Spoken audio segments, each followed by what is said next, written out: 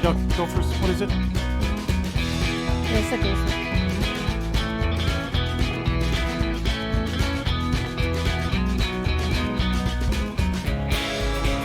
And Hello and welcome to a Gypsy's Kiss. It's Humpday Hoedown and I'm Shelley Carney, the magical treasure princess and life coach to the rich and famous.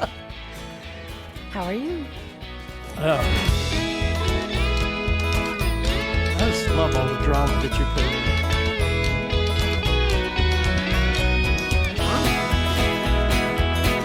Glamour, I think is the word you would.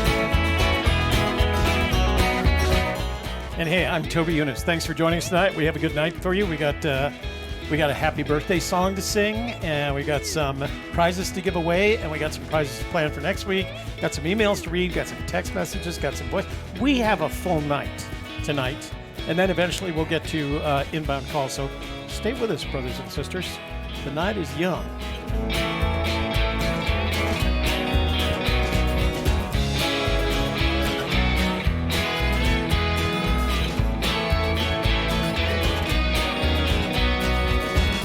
Oh, you even got that part, huh?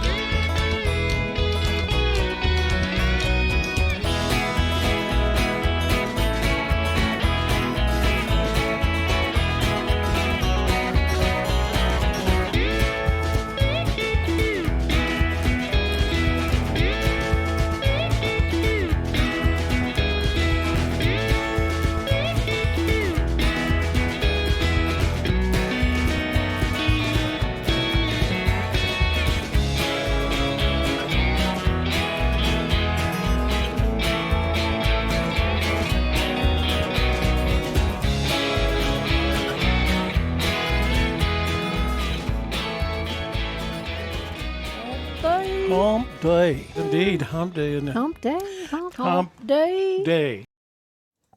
There, you get it right Managed that to get time. it right that time, huh? Yeah, Good.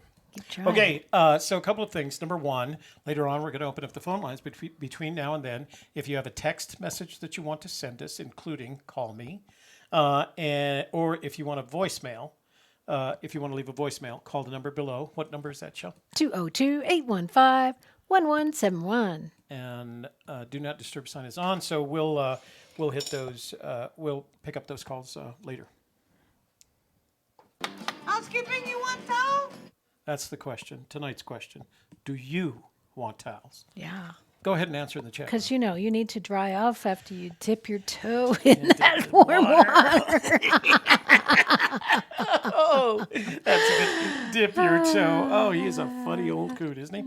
I shouldn't call him an old coot. I'm sorry, Forrest, if you're watching, which I know you don't, but I don't. I just do that jokingly. I'm as almost an old a coot as you. Remember, sometime between now and the time you leave this evening, push that like button. YouTube likes it when you like our videos. Share it with your family, your friends, your neighbors, your business associates, and the entirety of your social networks, so that we can Grow the channel. And then last but not least, if you're not already a subscriber, this would be the ideal time to subscribe. Ooga. Ooga. And that way, when we start, what's the matter? Did I leave something on my face? No, never mind. I thought I saw dinner on your face, but it's gone. It's good. You're all good. Oh, where was I?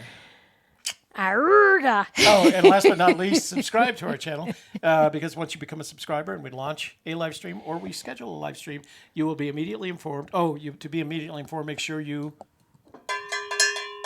click on the notifications bell, and that way you will be immediately informed and in the know. Because you know what? There is nothing in life than having towels and being in the know. Better than. Better than. You forgot the word better. Okay, so what do you want to do first? I think we need to play the birthday video. For our Is he in the room? Corey Jacobs, because he's been on all our shows today. Yeah. And he's being a loyal fan. So he deserves the birthday video. I don't see him in the room, though. I saw him earlier. Really? Yeah, Corey Jacobs right there. Oh, Shelley, you're the best. See? Oh, okay. Well, let's do Oh, and wait. What? We forgot about telling them about the super chat button. As And 3D Bronze? 3D Bronze wants to know, where do warm waters halt? Warm waters halt at the At place. the end. It halts at the place where you dip your toe in the water to determine the temperature. If it's 104 degrees, which by industry hot tub standards is warm waters to us people, to humans, Us people. then you're in the right place. Apparently. Happy birthday song. Oh, happy birthday song. So Corey Jacobs, our viewer Corey Jacobs, and I mean that sincerely because he was in the World Sand Project at 3 o'clock. He was in the Softer Side at 4 o'clock, and now he's in AGK at 7 And o'clock. where were all of you people Ooh, easy, that, big guy. that Easy. aren't Okay. him and Easy, Huli easy. and Let's K-Pro? focus. Let's focus on the birthday boy. Birthday, happy birthday. Where is it? Right there. Happy birthday. Oh, got it.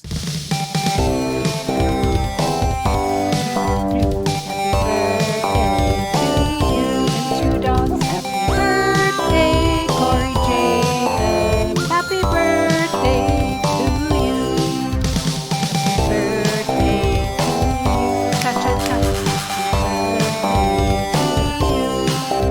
Happy birthday, Corey Jacobs. Happy birthday to you. Happy they hear birthday, me Corey sing? Jacobs. So what? Did they hear me sing? I don't know. Did you hear you sing? I heard me I don't know. sing. Did you guys hear Shelley sing on the other end, or did I block that out? I was tied up with crazy things, but now all good. Yeah, we know. Okay, bro, we understand completely. She was there, Yeah, she was there. even though she was tied up with crazy things. With crazy, she was still crazy there. things. She was still there. Now what? Wait. Loud start playback videos. Well, turn your sound down, Jack. Loud playback videos. That was not loud. It's the birthday song. It's supposed to be loud. Best birthday ever. Okay, and then Thanks. you saw. You're welcome. You saw our friend 3D Bronze use Yeah. the super chat button. Yeah. So did you give them the super chat speech already? No. Why don't If you give you us super too chat? would like to be a part of the Super Chat Challenge begun tonight with 3D Bronze, simply go to the bottom of your chat room, chat, and look for the grayed out $sign. Click on that. YouTube will take you by the hand and walk you down the store aisles and show you all the things for sale, including cool stickers and beautiful colored boxes. And you too can be a part of the Christmas spirit of Super Chat. The Christmas spirit is super. If you'd rather just give us wait, money without going through YouTube, you can always just PayPal it. And if you look above us in the crawl line up here, coming up in a moment, you'll see our PayPal code, and you can also donate there. If you'd rather just make sure we see your comment without doing all that extra work, text it to 202-815-1171. Wow, that was really amazing for not having a script. I'm awesome like that. Yeah, you are. Hey, so we promised we were going to do this this week. This is our moderator, the sassy 1962, with her and it's going to probably cost us monetization, but we don't care. With her rendition of Santa Baby, and we're just going to go ahead and play it. So here's our room moderator, the sassy 1962, with her world famous rendition of Santa Baby.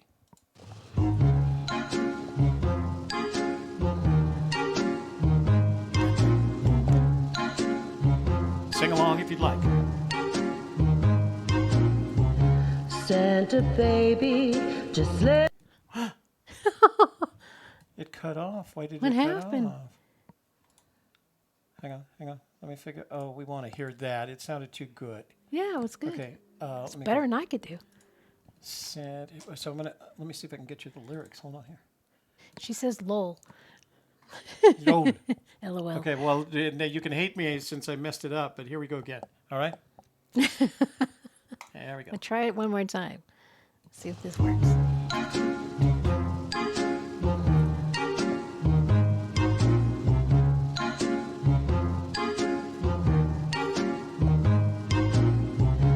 Santa baby, just slip a sable under the tree for me. Been an awful good girl, Santa baby, so hurry down the chimney tonight.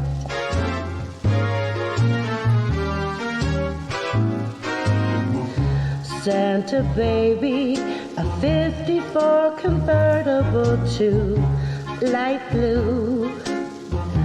I'll wait up for you, dear Santa baby, so hurry down the chimney tonight.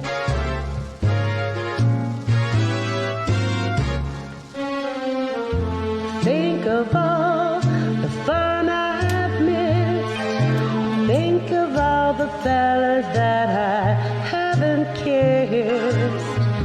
Next year I could be just as good if you check off my Christmas list.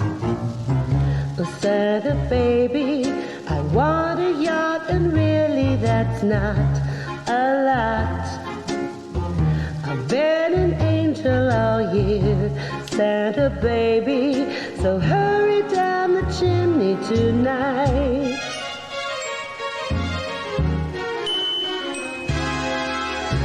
Santa honey, one little thing I really need, the deed to a platinum mine, Santa baby, so hurry down the chimney tonight.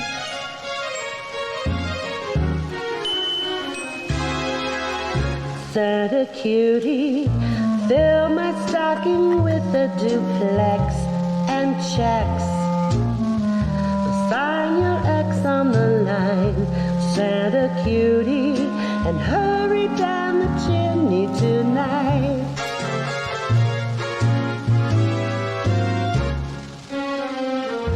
Come and trim my Christmas tree with some decorations bought at Tiffany's. I really do believe in you. Let's see if you believe in me. Santa baby, forgot to mention one little thing, a ring. I don't mean on the phone, Santa baby, so hurry down the chimney tonight. Hurry down the chimney tonight. Hurry tonight.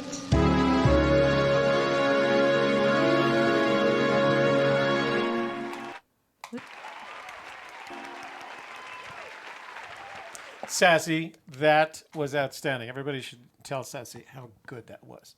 You've got a great voice. I didn't realize how much. There's no way I was singing over that. How much innuendo. gonna ruin it. How much. There's a whole bunch of double entendre in there, isn't it? Isn't there? Or am I just imagining that? She wants stuff. Yeah. I don't think it was very double entendre. Okay, you don't think it was I was double good. I didn't entendres? kiss all them boys, so give me Okay, stuff. She was a good girl, huh? Yeah. That was really cute, Sassy. Thank you for that. We really enjoyed it. Kind of set off our holiday season. Okay, I think it's time for...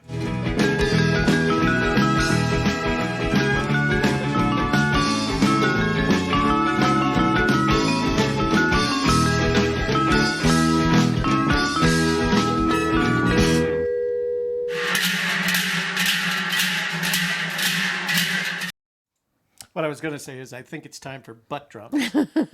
Yeah. Okay, let's go to screenshots. So It's always time for butt drums. you have about 30 seconds to go to the Humpday Hoedown video of 12/11. the 11th last week and make a comment because if you've made a comment, that'll qualify you for this giveaway. So it's going to take me about that long to get to commentpicker.com. Okay, I got to copy this. So go do it right now if you're not already there. If you're already there, you don't have to do anything else. So here's how this works. I copy the YouTube URL for this video. I go to comment. Hey, Patricia Marin is here. Picker. Haven't seen you in a Buenas noches, while. Patricia. ¿Cómo estamos? So And I'm glad you're here. So I can Feliz practice mine. Navidad. Feliz Navidad y Prospero Año Nuevo. See. So we're going to put that right in here. Oh, by the way, let me go back to full screen for just a sec. Let me go. Kevin's here too. Hi, Kevin. Kevin. Okay, so this week's giveaway includes one of 3D Bronze's mini treasure chests, which does have the opening top, a key ring that we got when we were at the Florissant Fossil Beds National Monument, and it has the logo of the National Monument. And I will polish that before I send it to you because that copper needs polishing. And then finally, this beautiful piece of slate. See, you can put chalk marks on it right there because it is slate. No, it's a slate in which have been embedded, and here's one thing I learned today. All fossils are embedded in sedentary rocks. I just learned that today. So these are fossils of ammonites, and they were fossilized someplace between the mass extinction of 251 million years ago and the mass extinction of 65 million years ago. So you got some pretty old ammonites here. And we got those, I got that at the Wyoming Dinosaur Museum when we were there for our last vacation. So a lot of cool things. So let's do a giveaway here. So we're going to filter the duplicates. There's our thing, filter duplicate users. What? You don't have it on screen. I didn't know if you wanted it on screen. I do want it on screen. Okay. Okay, so there's that. Oh, I got to go to, right there. YouTube friend comment picker. Now we can do it correctly. Okay, so we're going to paste the video ID in there. We'll see how many comments have been made. Number of comments, 76. Wow. Good start. And then we're going to click on the start button. click on the start button. Yeah, it's a button. Why am I getting DJI? I don't know. Can't buy any more DJI stuff. They own me as it is. Okay, and we're drum roll is Nemo. Nemo. Who's Nemo? Is he new? I don't know. Find Nemo. Okay, Nemo. Here's what you have to do. He's a captain of a submarine, isn't he? He is Captain Nemo. Yeah. In order to, so Nemo, you're the winner. And in order to, what am I doing here? Full screen. In order to have the benefit of this slate with ammonites, the mini treasure chest, and the key ring from the Florissant National Monuments, you have to send an email with your shipping address to agypsieskiss@gmail.com. That's agypsieskiss@gmail.com with your shipping address. Fair warning, if I don't hear from you by the start of next Wednesday's show, I will give away the prizes again. To somebody else. So, Vanna, what's our prizes for next week? I don't know. What'd you pick? This is the Yellowstone package. Yellowstone package. Yellowstone package. So Dun-da-da. this is for all of you that believe that treasure is in Yellowstone. But okay, no, nothing.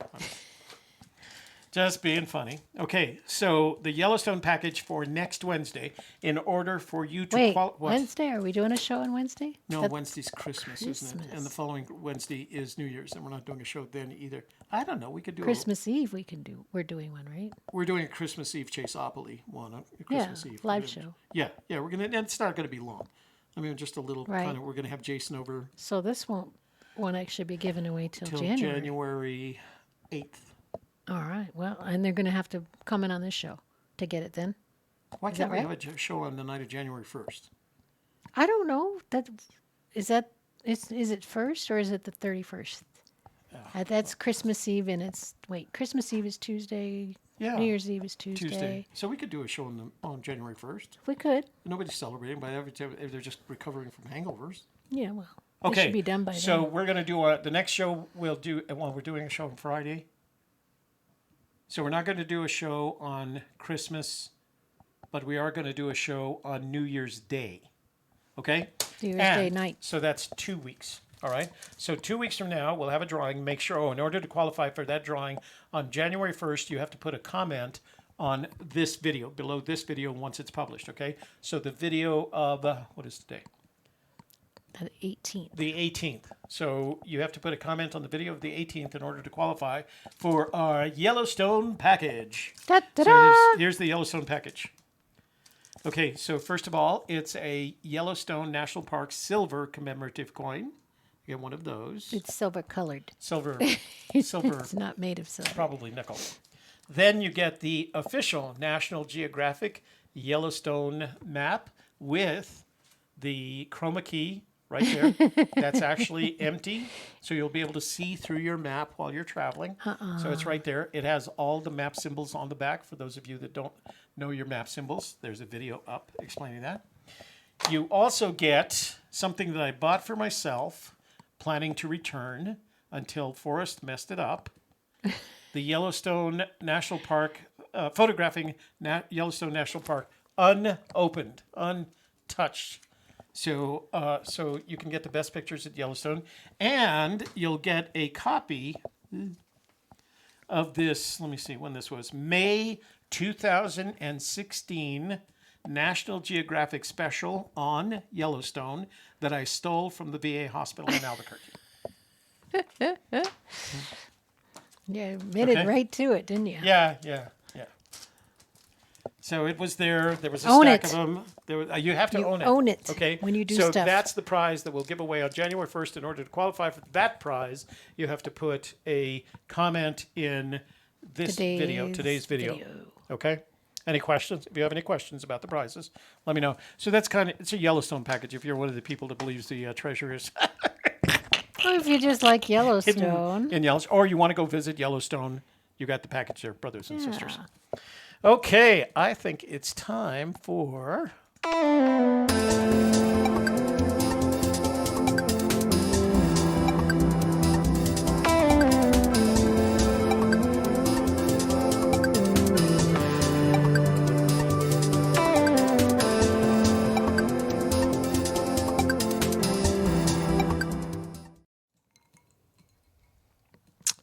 All right, Emails. we get mails. This one's first? That's got kind of a long answer. Let's save that one for last, Oh, okay. because it's got the longest answer. This one is called Found the Blaze, and it's a forward Can I do a Roosters? Is it that kind of film? from the brothers. Oh, he's found the blaze, not the treasure. That's not... Hey, Toby and Shelley. I believe I have found the blaze.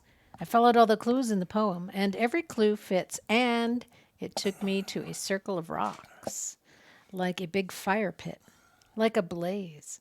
This was probably made by Native Americans, which would have been very special or significant to Forrest. The circle is about 20 feet in diameter and about 2 feet high. I went with my brother, and we had a Mine Lab 40 detector and small folding shovel, thinking it might be buried a little deeper than our detector could find. We were hoping to find it and return the bracelet and meet Forrest. He seems like a heck of a guy. Not sure if you want to team up, or I can give you instructions and coordinates to the blaze and split the booty. It's been a thrill and adventure. From the brothers. Oh. Well, thank you for that. And we got a ka-ching there. What do we got a ka-ching from? William. He says, I've been in the chase since late 2012, 7 years of interacting with AGK and other searchers. I'm sincere when I say Merry Christmas, you savages. That Merry means it probably means Christmas, you you savages out there. And You keep the savages, change. keep the change. So I guess we don't have to do anything with this. I thought they had something to do with it. Well, but he I just guess not. wanted to team up or something. I think that was his. We were. Oh, not sure you want to team up. You know what? No. I try to say this without being offensive. We don't team up. I got a team. I got the perfect team here. The treasure princess. The treasure princess knows where the She's treasure is, magic. and all I have to do is go not to dig it up. All right. This one is called Found the Blaze. It's from the same guy. Would love to talk to you guys and his phone number. Oh. Okay, well, let's call him. We'll call him when we open the phone, before we open the phone lines. This one is from Mel Rustad, who won the silver searcher coin. Last week's, yeah. And the title is Fishing Regs. It puzzles me how the little girl in India could find the first clue being unaware of the New Mexico fishing regulations. Didn't Forrest say you'd need the poem and book to find the treasure? As a searcher, I'm using the principle of KISS. Keep it simple, silly. We first learned of the treasure while visiting with a fellow miner working a mineral claim in New Mexico. Next year, we are going to search in Colorado. Who knows what we'll find? I think we need to play the little girl in India video.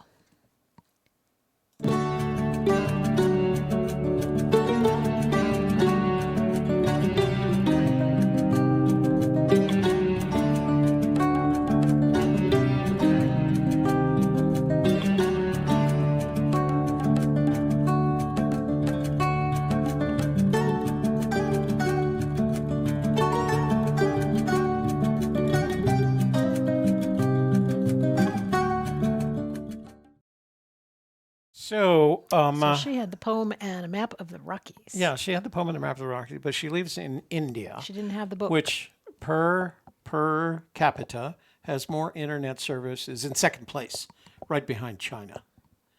Right, per capita.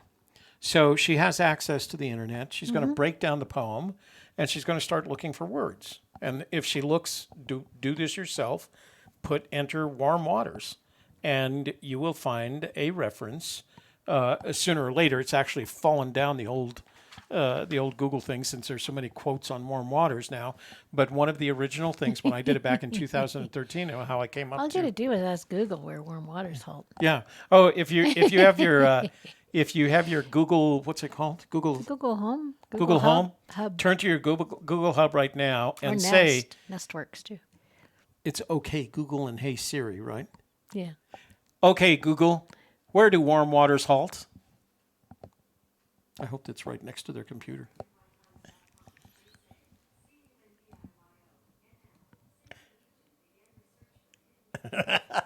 My Google is answering it. So ask your Google, okay, Google, where do warm waters halt? She'll answer you. She has an answer. Okay, so you're right. How could she get the first two clues? She couldn't get it without doing some kind of research, which I assume Fenn assumed she would have to do. And the moment you start doing research, you're going to be able to, if you get the warm waters halt, if you figure out where warm waters halt, you can look at all the options that are in New Mexico, and then you can follow the canyon down if those are the first two clues. Even the little girl in India, bless her Hindu heart, would be able to find them. What's one of the names of the elephants or the Vishnu? Vishnu. Vishnu, bless her. Yeah. Let Vishnu bless her with wisdom. Yes. Coins. This is also from Mel, or is this a different Mel? Oh, I don't know. It's from Old Cars. Yeah, same Mel. Oh, okay. Sorry. Have received the Searchers and Rooster coins. Oh, thanks very much. My grandsons, ages 12, 13, and 14, have endorsed your blog as Treasure Hunt Best. Our wishes for the holiday season. From Mel. Mel, best wishes to your grandsons, ages 12, 13, and 14. They seem to have great wisdom. Vishnu bless them. Vishnu bless them. This is from P. Lee. Toby and Shelley, would you reiterate about searching on or by Rio Grande up near Taos area? Could one start near the Rio Grande but not get in it and take the search off some canyon off it? Thank you. So I'm about to share a piece of information that I have not shared prior to this time. At least me. It doesn't mean that this bit of information doesn't exist, but I'm going to share a little interesting tidbit about the Rio Grande. Here is a bit of tid for you. So here's some tids for your bits, baby. First of all, what Fenn said after the passing of Paris Wallace, he said the treasure is not in the Rio Grande. And he also said the Rio Grande is not in the Rocky Mountains. And to some extent, he was right. But I'm going to show you where he was wrong, all right? So this is the first time I've ever shared this with someone. I was actually going to do a video on it, but you know how things get. I get busy. Shelley needs to go to the Tommy Resort, and here we are. I need Christmas presents. She's Christmas presents. I don't have time for this. Okay, so here's a screenshot, and what I'd like you to do is pay attention. So down here, right there, is Santa Fe, and we know that the treasure is somewhere in the mountains north of Santa Fe. We also know that he's told us that the treasure is in the Rocky Mountains, and that the treasure is in one of 4 states, New Mexico, Colorado, Montana, and Wyoming. This is the Rio Grande. It comes down from Colorado. At this point, this is Del Norte, Colorado. Rio Grande comes down right through here, and it comes into what is effectively looks like a big valley. In New Mexico, if you've ever gone to the Petroglyphs National Monument, watch the video, and it'll explain that that valley is actually a rift, and that's where the Rio Grande travels, in a rift that is that divides 2 sections of the Rocky Mountains, here and here. So that's when Fenn says it's not in the Rocky Mountains. He's talking about the Rio Grande Rift, because the Rio Grande Rift is not in the Rocky Mountains, except he doesn't say this. So I'm going to tell you something. To me, so the point he's making is it's not in the Rocky Mountains if the treasure is in New Mexico. Huh? Okay, I'll explain why in just a minute. So here is the Rio Grande. I'm going to zoom in just a little bit. We're going to follow the Rio Grande up through New Mexico. That's the Colorado-New Mexico border. Colorado refers to this area as the San Luis Valley. And if you go in this direction right here, eventually the Rio Grande's going to turn. What are you doing? Oh. Oh, I didn't know you were getting covered up by the subscribe button. We'll have to remove that button next time. That's the one that's generated by YouTube. Yeah. Oh, poor baby. Yeah, you could put me in the top, I guess. Oh, instead of the bottom. I could do that. Except I got to carry don't have everything. to Oh, do it pay right attention. now. Okay, I'll do it next time. All right, so the Rio Grande comes up here in the San Luis Valley in Colorado, and then it turns west, and it goes through Alamosa and a couple of other small towns, Monte Vista, and it goes through the Rio Grande Headwaters Land Trust in Del Norte, and then it continues up this valley right here. And eventually you can follow the Rio Grande into the Rocky Mountains to its headwaters right here.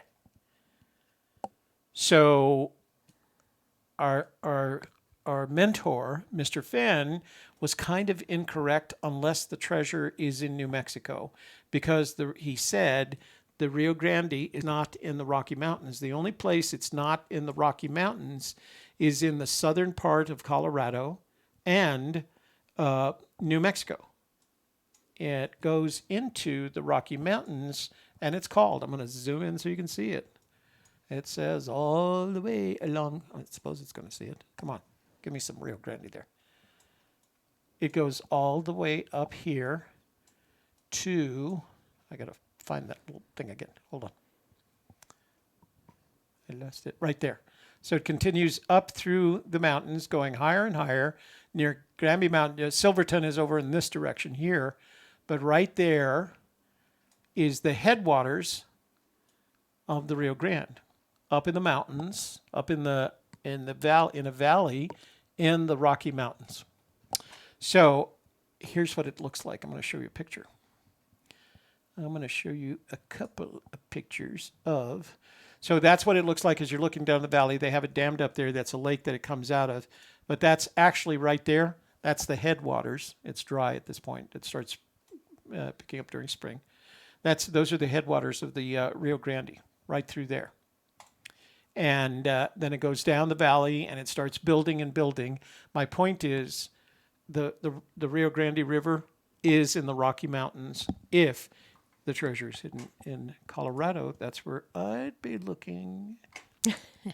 But okay. Not right now. So anyway, I hope that answers your question. So what he said is it's not in the Rio Grande, and the Rio Grande is in the Rocky Mountains. That applies in the southern half of Colorado and the northern part of New Mexico. If you go west of Del Norte, the Rio Grande is in the Rocky Mountains. Whew, that was a long answer. Whew. Let's see. And I have, next. Although I've kind of knew that for, I followed, when he first said it, I tracked that down because I knew kind of the headwaters. I had lived in Colorado at one point, and I knew the headwaters of the Rio Grande, so I hadn't talked about that. I've known it for, when did Paris Wallace pass away? 2016? Okay. I've just never brought it up before until I got asked the question. Or 17. Sharing secrets. Sharing Toby secrets. Anyway. All right, go. This is from Mitchell. Hi, it's entitled Treasure Hunters. Hi, everyone.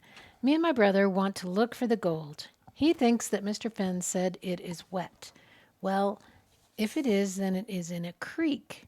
Mr. Fenn could use the flow to make it move a small generator to make electricity. That could keep a camera running so Mr. Fenn can watch it. Then he can know. I think my little brother is wrong. I think Mr. Fenn bought a drone from the Army Navy surplus and flies it with a controller so he can keep watching it. No bomb on the drone, so it is safe. Mr. Fenn knows how to fly. He used to be a pilot. Mr. Toby, who is thinking right, me or my brother? Thank you much. Mitchell. P.S. My mom says we might go to New Mexico next year. We watch all your shows. Cannot wait to meet Shelley. Yeah, I saw that. That's cute. Can't wait to meet Shelley. Oh, well, I was going to invite you over for coffee, but... So you get an A minus for effort and creativity. But I'm going to have to give you a D minus for solution, and just stick around till we have another. We have another thing in there. What's his name? Mitchell. This was very original, very well done. I wish I could agree with both either you or your brother, but I can't. But I'll tell you more because we have another question coming up that I want you to listen to, okay? The answer of which I want you to listen to. Okay, this is from Corey Jacobs, the birthday boy. Birthday boy. Where warm waters halt. Hey there, you two. Since we know to begin our search where warm waters halt, how do you each utilize that knowledge? Any tips on what you're looking at as far as A, where warm waters halt? I myself have thought it could be when summer turns to fall, and even before that, I just figured it was a stream or river that hot springs ran into, where you could feel the water turn from warm to cold as you walked. The thing that made me stop with that is it could change too fast. Anyway, thanks for everything. Corey Jacobs. Corey. So back in the olden days when pirates used to hide treasure and they would draw a treasure map to the treasure, one thing they wanted to be certain of was the accuracy of the point at which they started their relocation or finding of the treasure. That was important because if you don't have a precise point from which to start, you will never find the treasure that was hidden because you're just going to be wandering off in different directions, even if you have directions. You know, if you count 20 paces to the next palm tree, but you're not at the right starting point, you might be going to the wrong palm tree, and eventually your entire solution is wrong. So the only recommendation I can give to you without being stubborn about where warm waters halt is make sure that whatever you use for warm waters is precise to 4 decimal points of GPS, right? That it's precise to degrees dot 9999 north and degrees dot 999 west. If your warm waters halt doesn't have that kind of precision, then you likely do not have warm waters. You have someplace. I didn't really tell him what he asked. Well, no, but I can't. He asked what your definition would be. My definition comes from the New Mexico fishing regulation, of which there are several warm waters where warm waters halt. Only a few actually qualify in terms of the rest of the treasure hunt, but do so with geographic precision. I can tell you, for example, that warm waters halt on the Cimarron River at the border at where the border of the eastern border of the Toby campgrounds crosses the Cimarron River. That's geographic precision. I don't have to be dipping my toe in nothing. Okay, so last night during our membership meeting, we started the chapter My War for Me, and we read this poem out of page 75. I'm going to read it now, and that because it feeds into my answer. Courage wears a crimson coat, trimmed in trappings bold. Knowledge dons a dress of note, fame's cloth is gold. Far they range and fair they roam, much they do and dare, while gray-gowned patience sits at home and weaves the cloth they wear. So as you can see, the colors are personified by characteristics, and they're very metaphoric, right? So I believe where warm waters halt, home of brown, are metaphors. They are. It is not water that we're looking for. It is the whole thing. Where warm waters halt is a metaphor for something. We have to turn it into what it really is before we can find it. For example, it could be a crimson coat. Is that what you're suggesting? It could As a way of example. be, Yeah. it could be a particular town Yeah. or a particular landmark. You have to turn it into something in order to know what it is. I By don't the- believe it's actually water. By the way, in order for that poem to work the way that it did in that section of the book that he refers to, he made changes to it. It's not the original verbiage of that poem. I'll suggest you go look up the author of that poem and look at the original verbiage. He made changes to that poem in order to make it work for him. So, by the way, I think this is a good time to play our promo. Yeah, membership. So if you're a brand new searcher, what's the first thing you want to do is read the book. So we're going to read the book.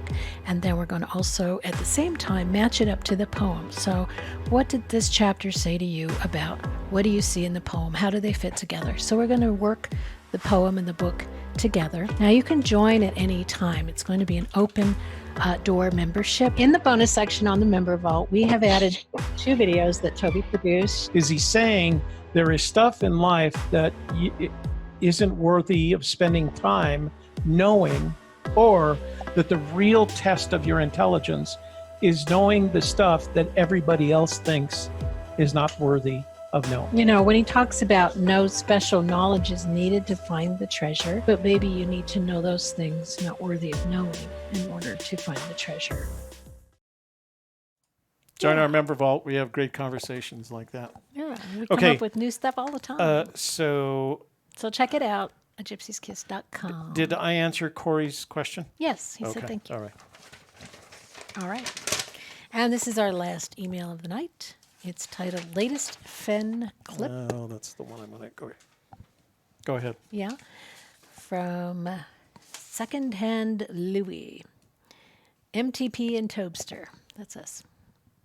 Secondhand Louis? That's what it says. Oh, that's interesting. I thought he wasn't a friend of ours. Okay. What do you think of the latest K-Pro cow lasers? K-Pro cow lasers. Christy and Mike, as we Cal-Pro. like to call them. That's what it says on the shirt they had. Yeah. Fenn clip regarding what happens to the chase when he dies. Regards, Louis.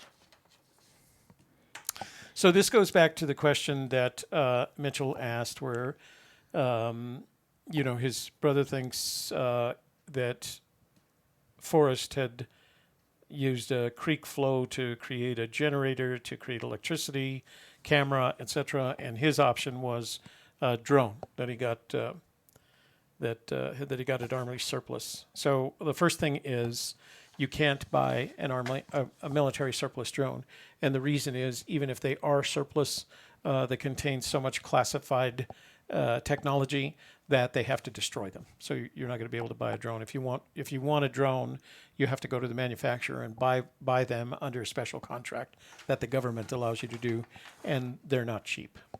But I wanted to kind of take this and put it in context. So the conversation that Christy had with Forrest this last week revolved around what would happen to the chase after Forrest passed on. And I'm going to say that, in my opinion, Forrest did everything he possibly could not to answer that question. He answered it first with something, I don't want to say flippant, but I think he answered it first correctly, and that is, no treasure hunt is perfect. But then he started, marbling, and then Christy asked a second question, and by the time he was answering that, it was hard to tell whether he was answering the first question or the second question. Ultimately, we didn't get an answer to the question. So and I'm going to go back to what Mitchell, is it Mitchell? Yeah, Mitchell wrote. Mitchell, here's my opinion on the matter. I don't think Forrest has or cares until the treasure is found about the treasure. He knows he can't go back up there to get it because he's too old now. Bless his heart, he's 90, and it would be difficult to make that trek for a 90-year-old. He couldn't do it by himself, and he can't take anyone else with him because then two will know the secret. So he has to leave it up there. That means he is dependent upon the finder. He has said early on in the treasure chest that once the finder has the chest in their hands, they get to make all the decisions. It's their treasure. It's their find. They have the title, so they get to start making decisions. What Forrest hopes, and I think that what he was doing when he started talking about the turquoise bracelet, was that he was hoping the finder would be upstanding, moral enough to let him know, whether anonymously or not, that the treasure has been found. And that's while he's living, right? So he's counting on the finder to tell him that. Now, we have told you in the past that we're not going to inform him directly. We're going to maintain our anonymity. We're going to send anonymous emails to media outlets. We're going to send them pictures with evidence, but we're going to say that the treasure has been found. And by the way, we think a moral and upstanding finder should at least let the community know that the treasure has been recovered. And of course, that keeps people from spending time, effort, and money. Go ahead. Joel Lewicki says, I have a very interesting take on Forrest's quote from the Cow Pro show Monday. Oh, we'll tell him we'll call him. Yeah, we'll call you so we can get your take on it. We'll call you. So that's the first thing. The second thing is, and the question that Christy asked was, what happens after you pass away? The answer is nothing happens after. When he passes away, the story of the treasure, the location of the treasure, all of that goes with him. And that was, he has to do that. He can't do it any other way because he would put his family at risk. Now, his family is going to be at risk anyway because there's going to be people out there, the 7%ers, that are going to assume that he somehow left the knowledge of that treasure to one of them. Shiloh, I fear for Shiloh. I think he's going to have to deal with it. He's not going to know. Fenn's not going to do that. So the second thing is, after he passes away, the finder, it's going to be in the hands of the finder. The finder still has a choice as to what to do. They may choose not to announce, I don't know why you wouldn't, because you could still maintain your anonymity. So they have a choice. Do they want to let the treasure, let it be known that the treasure is found? Do they want to let it be known where the treasure was found? Do they want then to go get into contracts for books and movies and TVs or all the? That's up to the finder. That's not up to us. Now, I know we in the community have this opinion that it's all about us. Once that finder finds that treasure, we're out of the picture. We're done. We don't have any say in the matter. As much as we think we have a say in the matter, we don't. The biggest problem that we're going to have after Fenn passes away is that I expect there is a very high probability, and I am very confident that we're going to get one a day. Well, I shouldn't say one a day. One a week on average of someone saying that they found the treasure but can't provide evidence, or the evidence is a picture of the hole where the treasure wasn't anymore. I think that's the biggest problem we're going to have to deal with. I don't think we'll have to deal with the problem of whether or not the finder decides to share the fact that the treasure has been found. I believe that the person who finds this treasure will share the knowledge of the find with the world, not just the community, but with the world.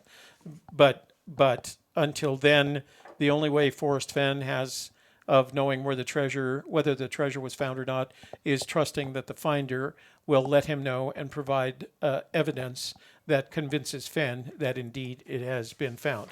After that, the whole thing goes to hell, honestly. So, not that I want it to, but hey, things is things, baby. All right. Okay, so let's do.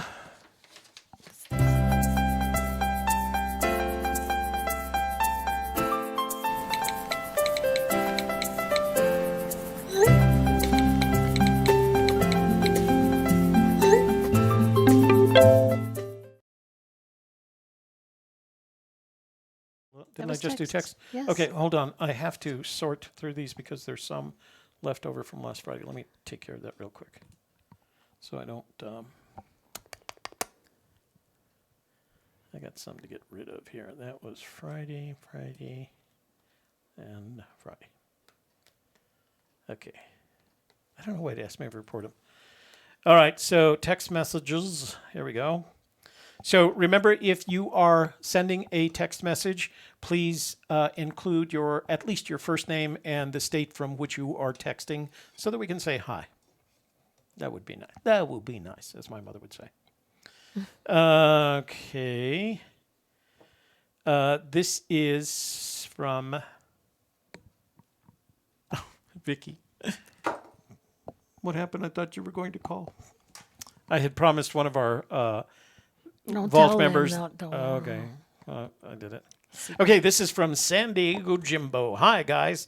You're the best. Do you mind repeating the website that works well for making maps and the type of paper? Also, where can we find the 2 recent Forrest interviews about Terry Scant? And the 9th clue, if you found the blaze, thank you. The place to find, just Google Nat Geo.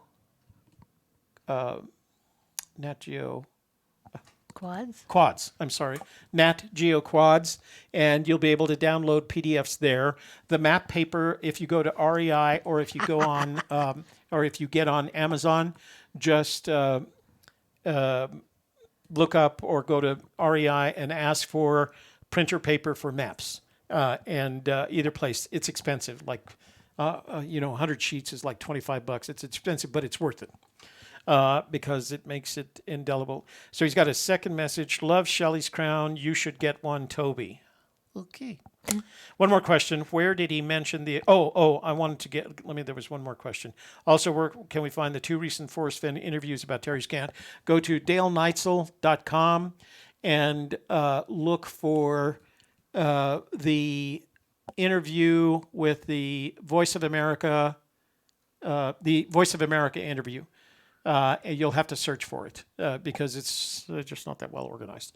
But go to daleneitzel.com and look up the Voice of America interview, and the 2 audio files or 3 audio files are down below the text.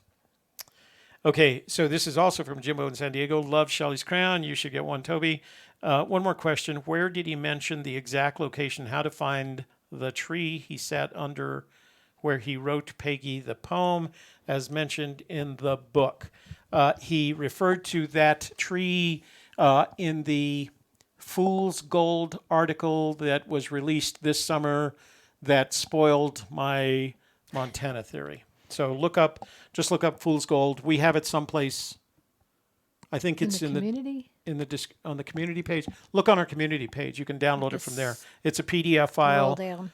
Or you can go to Cynthia's blog. What's Cynthia's blog? Finding Forrest? Finding Fenn? Finding Forrest Fenn? FindingForrestFenn.com. She's got it on her blog as well. But you can go to our community page and just scroll down, and eventually you'll get it there. That's where that commentary was. Okay. Let's see. So no name, but not their fault. Hang on, let me see. Oh, it's from Seattle. So first, I would like to thank both of you for mentioning me on A Gypsy's Kiss. The monetary help was much appreciated.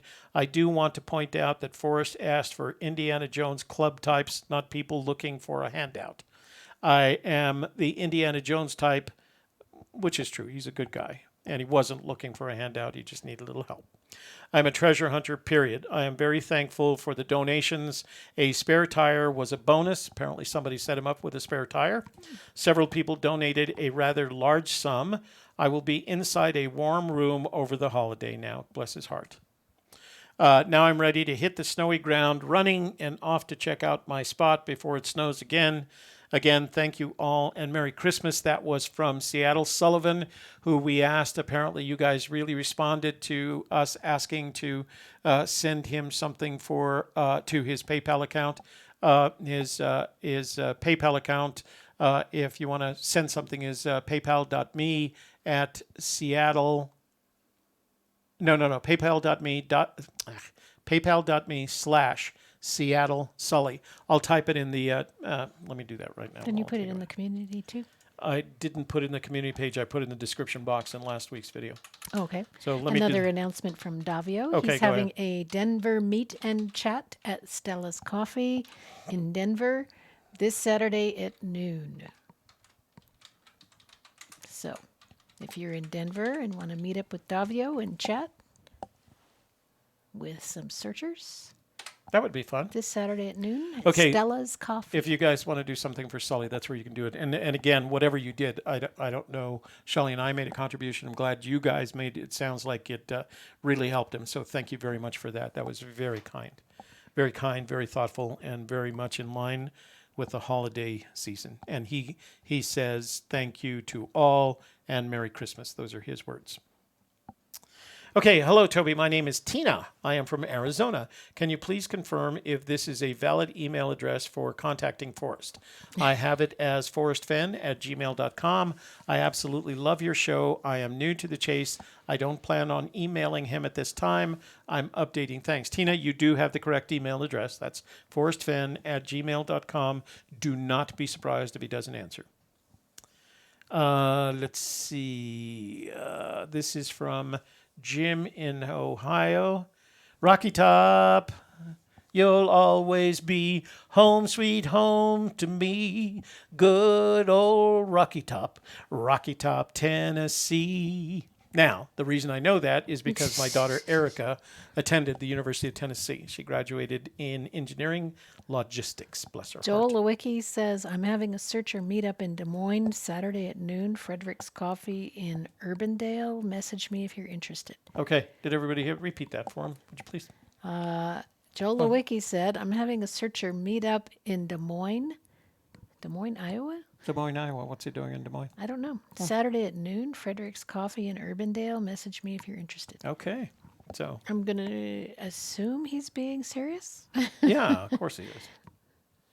Okay, let's see. He didn't ruin your. Oh, so he's referring to the guy, the journalist Forrest, referring the journalist to my Montana solution.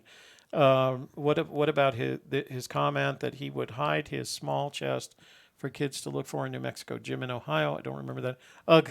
Don't get my Google going. It mutes the TV. So I'm telling everybody. Yeah, if you say, okay, Google, where do warm waters halt? Do that to your Google and see what happens. You just did it. To I everybody. did it again. Everybody's So every Google. time I do it, my Google responds. Everybody's Google's doing it now. Let's see. It's a deed. It's in the last stanza, and there is a deed in the box. That's why he knows Christmas is coming. I disagree. It's a title, not a deed. You don't need a deed.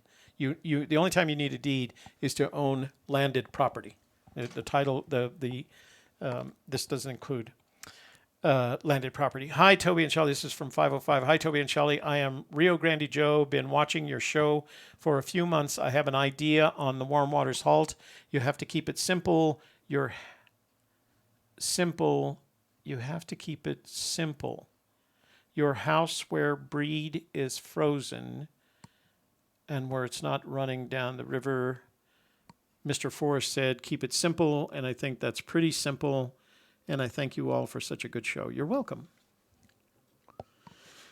Okay, text messages. Wow, we're doing really, really good. Now let's go to voicemails. Oh, I recognize this. This is from Doug Preston. Douglas Preston. No, not Doug. I'm sorry. I'm going to say, how does he have your number? Wow, I just increased my value. No, Douglas Preston. Douglas Preston contacts me as much as Forrest does. No, he As doesn't. often. Not even that often. Not even that often. Okay. Yeah, Doug here from Prince Edward Island. I've never had it solved, and it's always been someone else's. So I think I might go with my two daughters looking at a map and the poem, and not give them too many hints, and see what they come up with for warm water's help. I think that's what I'll start with for myself. Talk to you later. Bye. That's very wise of you, Doug. Very well done. Children have eyes with which they see in a completely different way than we do. Hey, this one's from Washington. It's probably my daughter. Hang on. Why would she call that number? I don't 中 know. 国大使馆提醒您，您有一封重要快件尚未领取，这是最后一次通知，如需人工查询，请按一；如需人工查询，请按一。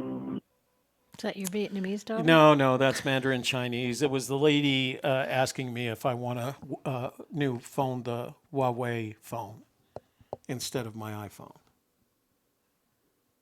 Huawei is the one that the Chinese government. I thought they were validated. banned here now. I think you can still buy them. My advice to you is no matter who calls you like that, don't buy a Huawei phone. You've actually fed into the Chinese conspiracy. I don't know why they'd call me on that number. They probably just called everybody. All right. For those of you that don't speak Mandarin Chinese, I'll translate it in its entirety later. Another Because you don't speak Mandarin Mandarin either, Chinese. so I don't know what you're talking about. Okay. Let's see. So Jim in Ohio, I was referring to. Let me see. He was referring to a scrapbook. 2019 11/24, 241. Okay, Jim, I will look that up after the show and respond next Friday. LR from Texas, the inside of the chest is a resilient hardwood, and the wood will continue to have a minute percentage of moisture. Would that constitute a treasure being wet according to physics? Didn't we have, what was the question about the treasure being wet? Because I realized I didn't answer that. Didn't we get a question? He didn't. He just said, Fenn said that the treasure was wet, Who- so he no. assumed it was in the creek. But it was Mitchell. that. Oh, okay. No, Mitchell, let me go back. When Fenn said the treasure of was wet, he picked a certain time of the year.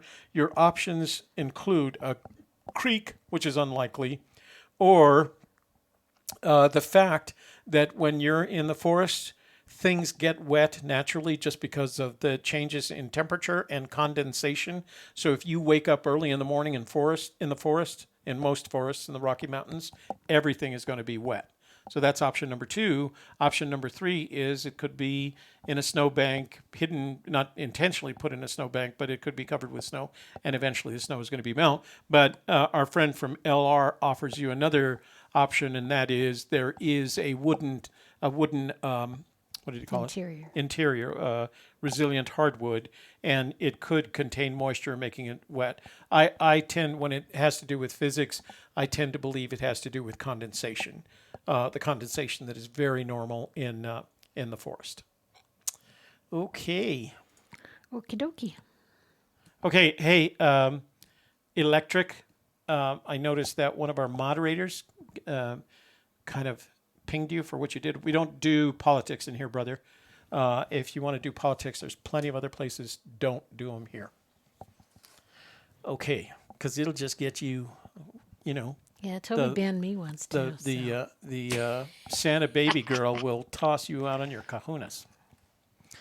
Let's see. Thanks for looking it up. I thought Forrest was poking the bear you over the scrapbook because he was sending people into New Mexico mountains. Look for the box. Okay. Oh, I don't have to read this. All right, I won't. Okay, so I think we've done voicemails. We've got all the voicemails out. You know what that is? We can get to my favorite.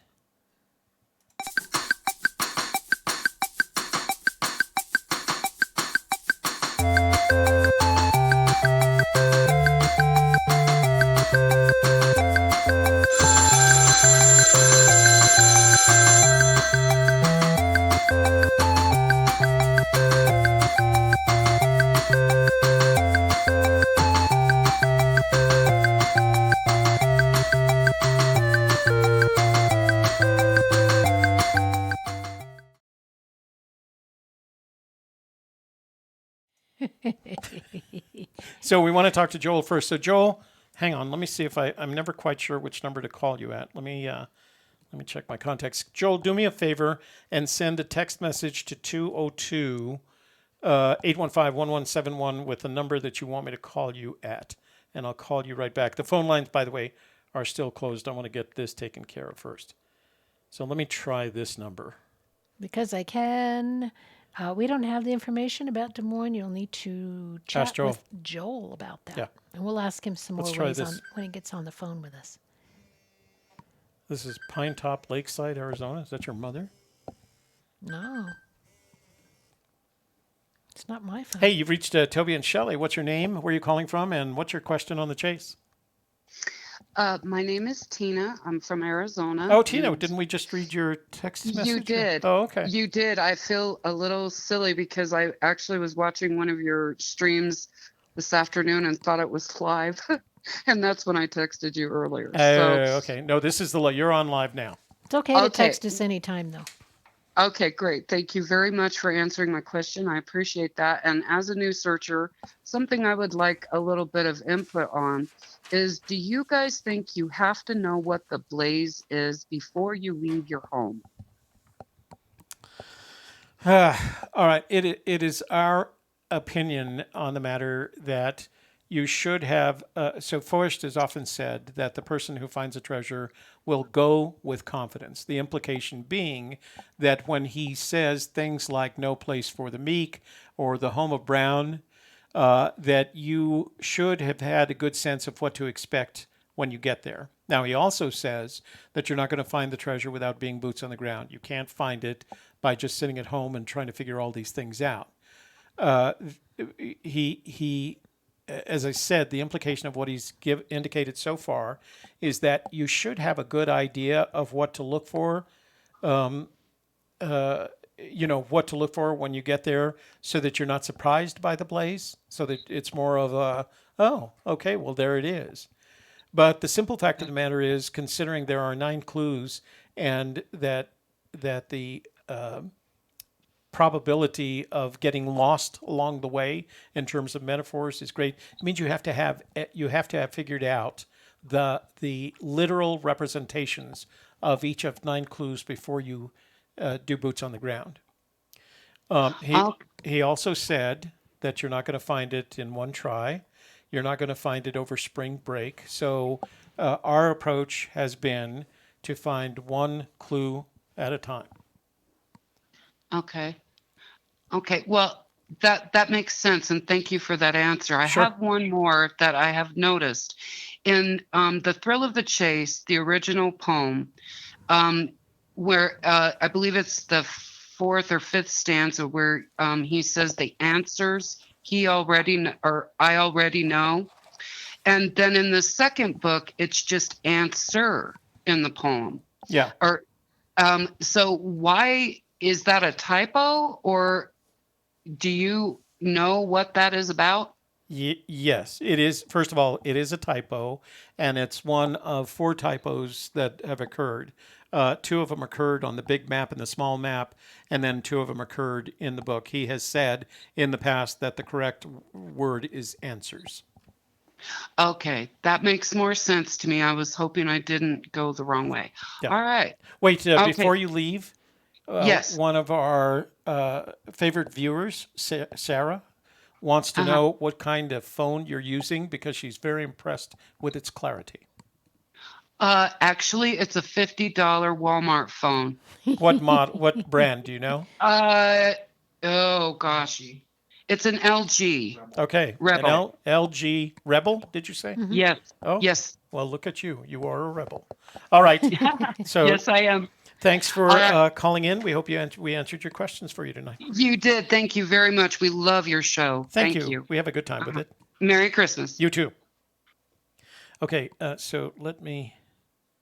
Did you call Joel? I was trying to. Oh. I was about to. I hit the button, and the button didn't work. And the button didn't work. So button. let's see if that's the right number. I'm never quite sure because he's given me a couple of numbers. Your call has been forwarded to an automated voice messaging system. Okay, Joel, do me a favor and let me see if the phone lines are open just to make sure. Joel, do me a favor so we can call you. You must have opened them, or Tina wouldn't Yeah, have or been Tina able to wouldn't have get been through. calling, right? Yeah, they are. Okay, Joel, I'm putting the phones on Do Not Disturb until you call us. You call us. Call us at 202-815-1171. So the phone lines are temporarily closed until Joel calls us to discuss his take on Monday night's clip of Finn's commentary on what happens And after his he trip to tests. Des Moines. And his trip to, he can talk about that. So, Joel, I just tried your other number and I got the forwarding message. So why don't you use this opportunity to say hello to the folks in the room? Well, okay. I'll Or any questions? get started on that. Did we did we fix that political issue, Yes. Sassy? Yes. We're all good again. All right. I'm going back to 7:52 p.m. to say hello that's to where the I'm at. people in the room. And we have Ob Ord, also known as George. Oh, well, let me get Wayne Ross is right at the top of my list, and I don't want to miss him because he's one of our regulars. Okay. Go ahead. And the Captain Marvel. Joel Lewicki is apparently here, but he isn't calling us. Dylan Denton, MJ Inzer, Craig Esquire, Kiwis Road, Da Bear, Davio22. Let me respond to a question from Christine Kenzie. Does that mean that when Forrest Fenn passes, the chest will be with his family? No, I'm not sure how you got that out of my response. We don't know what's going to happen. Yeah, the chest is where it is, will remain where it is until somebody finds it, regardless of the state far of as we Forrest know. Fenn. Yeah, That could all change. We don't know. yeah. Nobody knows. MJ Inzer.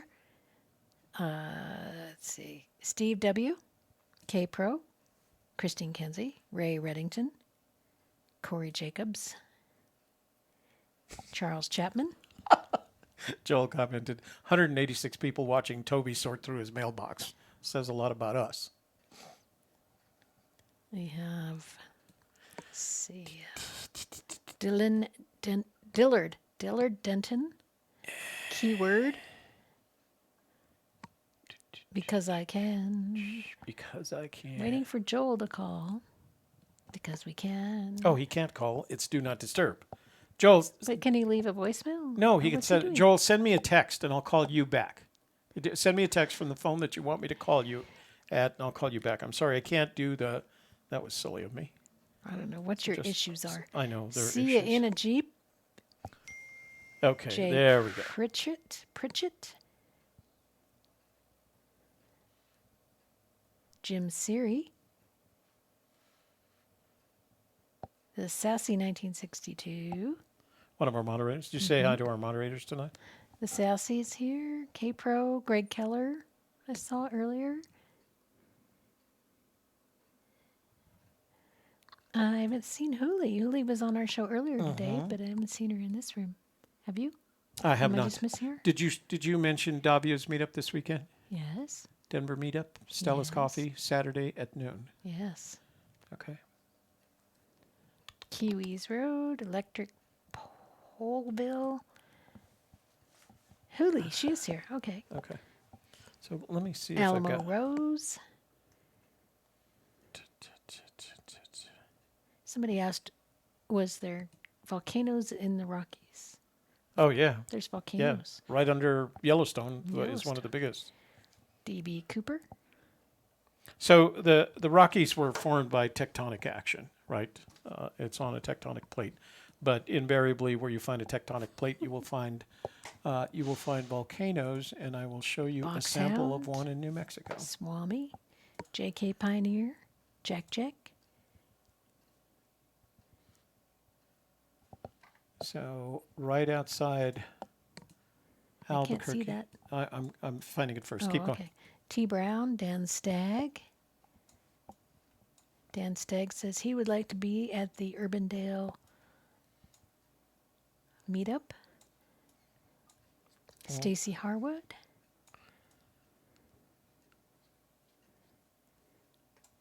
The Sassy says one of the things he hasn't told us in the box could actually be a deed to the location the treasure is on, therefore no problems. Interesting. But if we think it's private property, we probably wouldn't go on it. Jack B. Nimble. Legally. There's Greg Keller. ES is also here. Is another one of our Wow. moderators. All of our moderators. Well, except for Toby fan. Toby fan. Maybe he's not such a fan anymore. 2, 3, 4. Take her easy. Toby speaks Chinese? No. He speaks a couple words of different Asian languages. Yeah. But Couple words, just emergency words like, "Hi, cutie, I love you." and he No. basically just says it in English with an accent. So. Right. With a Mandarin accent.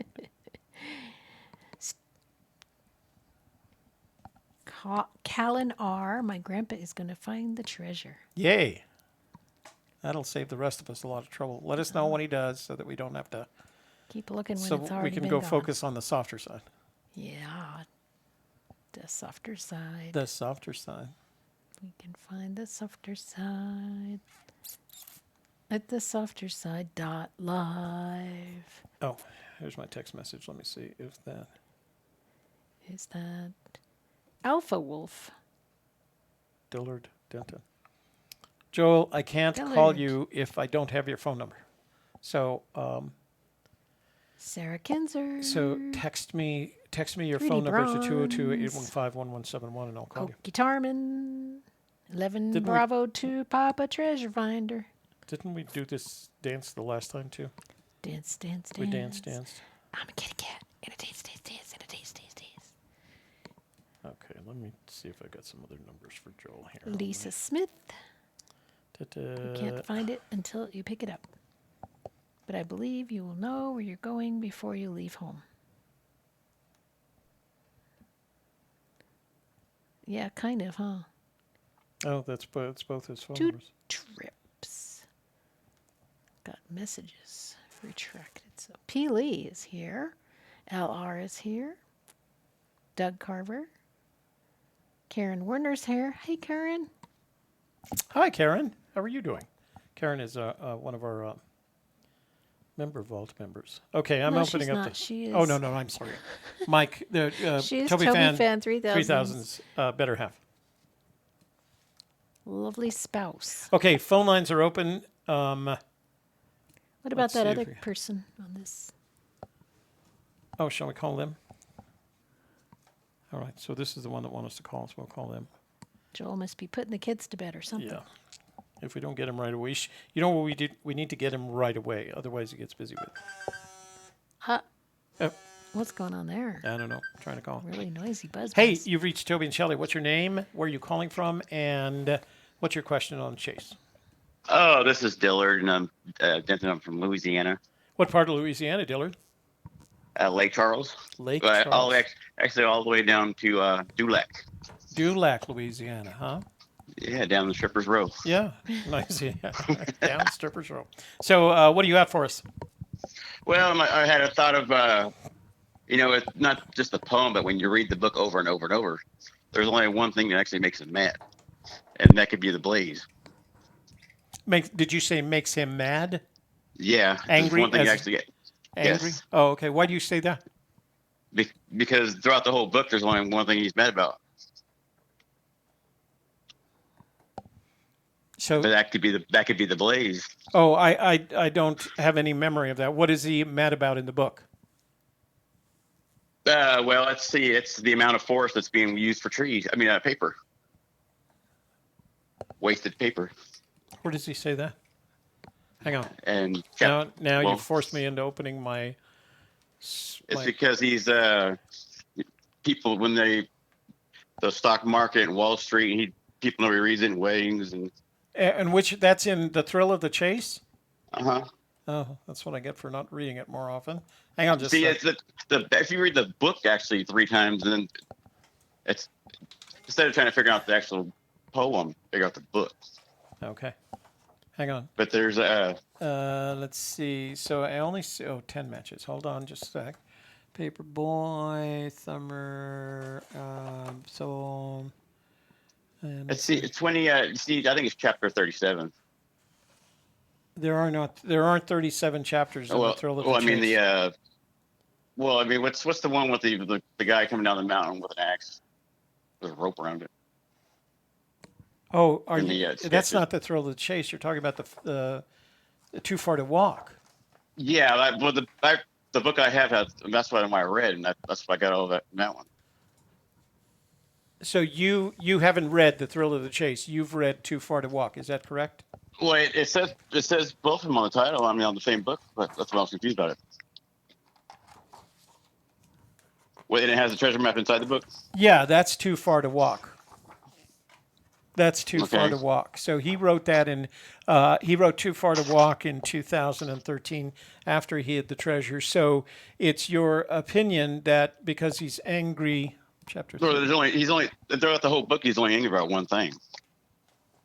the paper. Hang on, let me open my copy. The waste of paper. You know. Yeah. So let me open up my copy of I think that's in chapter 37. Too Far to... Hold on. So chapter 37 is entitled Golden Moor, just like the... No, it's Treasures Galore. Oh, Treasures Galore. See, and that's kind of a keyword right there, too. Yeah.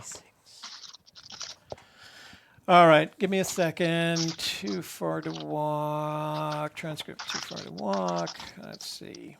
Paper. So we'll look it up at least here. So there are 11 Temple Wildcat newspaper, 700 papers at its peak, Flying Blizzard of paper,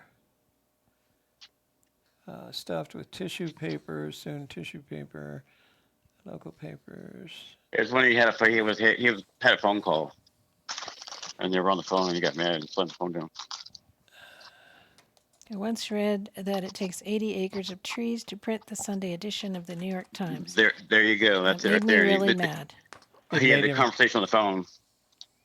So okay, there's his picture. So tell me how you made the linkage between he's mad about the use of trees for paper and he's mad. And it gets you to because the Blaze. That's the only throughout that whole book. That's the only thing he actually is mad about. So how does that? Well, I understand that, I see your point. Oh, you mean the Blaze? How does that get you to the Blaze? The fact that he's mad about. Because that's the love. Because blood boil. It's just like it's a metaphor. It's not actually, because they made his blood boil. So the fact that trees are cut down for paper makes his blood boil, and boiling blood. And then look at the chapter. I mean, the title of that chapter. What was Treasures the title? Galore. Treasures Galore. Yeah, so you got to really pay attention to that chapter. Okay, all right. All right, I appreciate it. Oh, my pleasure. Thanks for the call. Yeah. All right, thank you. Interesting theory. Thank you. Okay, you're welcome. Bye. Bye-bye. So that's the first time I've heard that. I haven't spent a lot of... I've read... I guess I should spend more time with Too Far to Walk, but I've only read it once. Well, maybe we'll do that in the membership. Okay, that sounds good. Joel, we're still waiting for you. He can't call. I'm having... He can't call. Why can't he call? K-Pro said he got busy doing something else and he couldn't call. Oh, that's too bad. That's too bad. Because that only means that my theory is correct and his isn't. Maybe he'll call after that. Right there. I just messaged Joel and he can't call. Something came up. Oh. I'm a new searcher, but I don't have a handle. Seems important. No, you don't have to have a handle. Just tell us your name if you're sending a text message. You can use Holy your first says, name. Forrest goes on to buy 4-color full-page ads. How mad was he? Yeah. Yeah. Didn't seem to bother him. This is why we enjoy having Hooli in the membership. She's funny, isn't she? Clever. Okay, phone lines are open. Clever. 202-815-1171. Call in now and tell us your secret 3D theory. Bronze says you've given us a lot to think about. That's not good. Oh, he's back. Hey, you reached Toby and Shelley again. What did you forget? Hey, buddy, I forgot to mention to you. Go ahead. In that chapter, you see those beautiful flowers? In the same chapter? Yeah, that's what I'm saying. See all those flowers? Hang on. Shelley's opening it right now. What chapter were we in? 37. Oh, yeah, 37. Where are we at? Flowers. Where? What chapter?